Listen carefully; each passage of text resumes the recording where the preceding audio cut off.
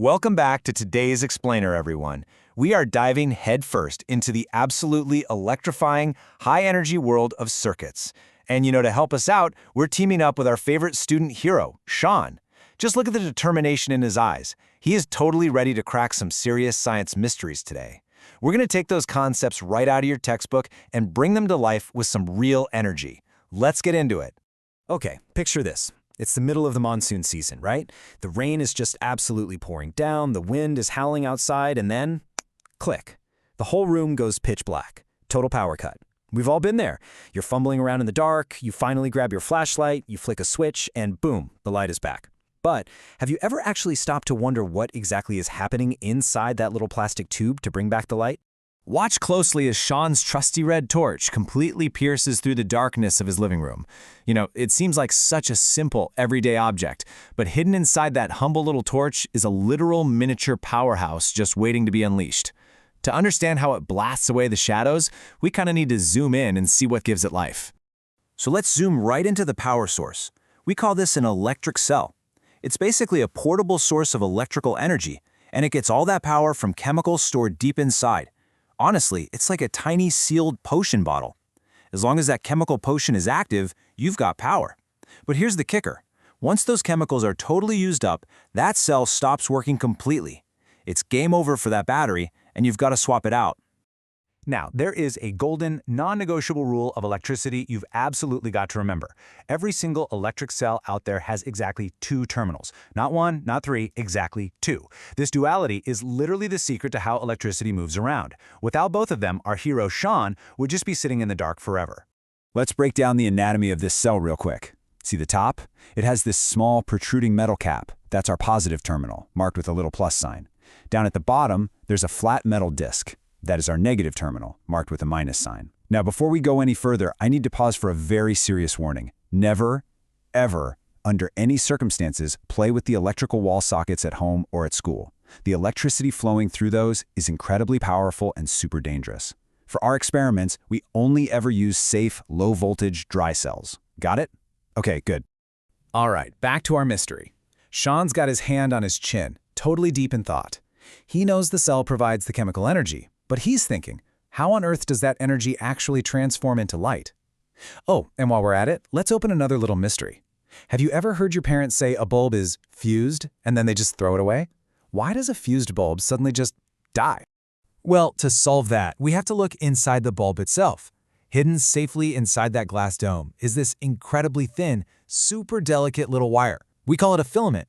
In those traditional incandescent lamps, when the electrical power from our cell rushes through this specific tiny wire, it resists the flow just enough to get incredibly hot. I mean, so hot that it begins to glow with a brilliant, bright aura. That glowing filament is exactly what's giving us the light.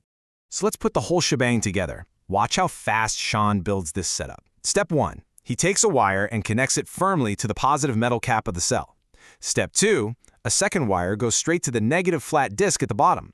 Step 3, he hooks up the other ends of both wires to the two terminals of the bulb. And sparks of realization fly!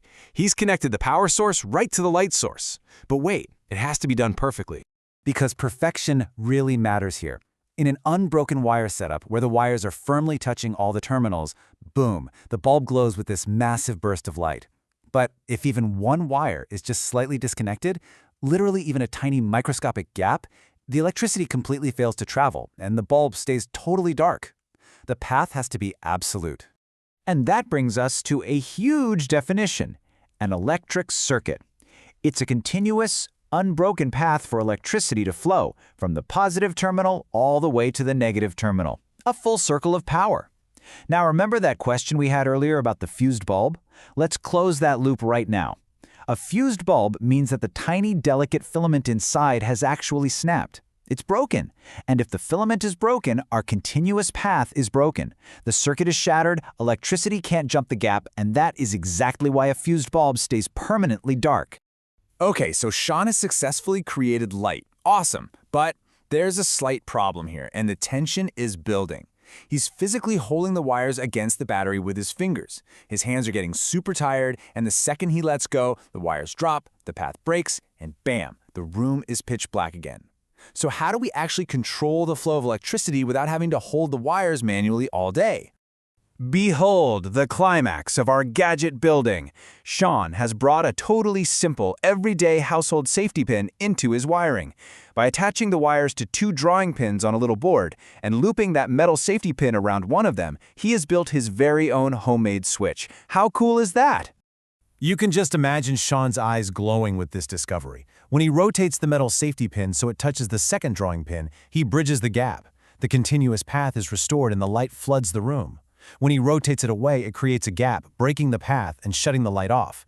He is literally the master of the electric flow now, commanding it to open or close with just the flick of a pin.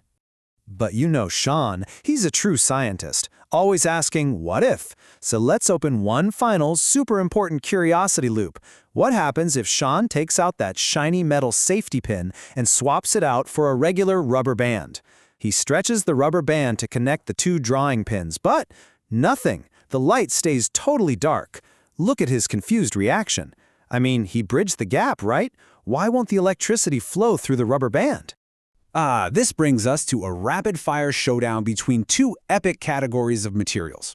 On one side, we have conductors.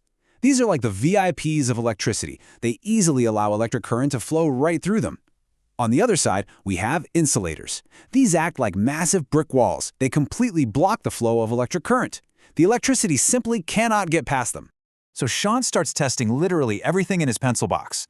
Iron nail, safety pin, a metal coin. The bulb glows brightly every time. These are our conductors.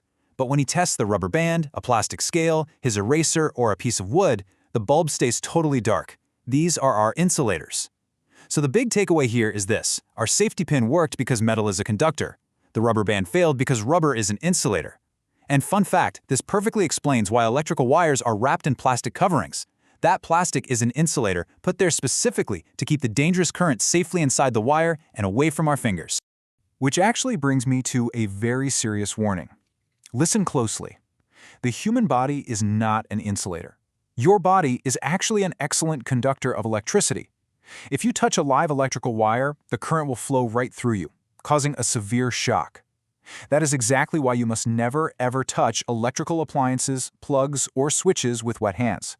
Water just makes that conduction even stronger. Always put safety first when you're dealing with the power of electricity. Wow, what an incredible journey of discovery today. Let's lock in all this high-impact learning with this super fast study card recap. Number 1, every electric cell has exactly 2 terminals, positive and negative.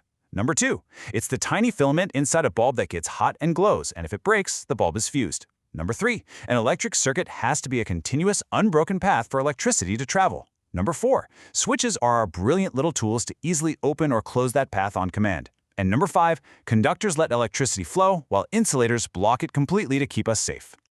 So, we've solved the mystery of the monsoon power cut, and we've learned how to literally command the flow of light itself.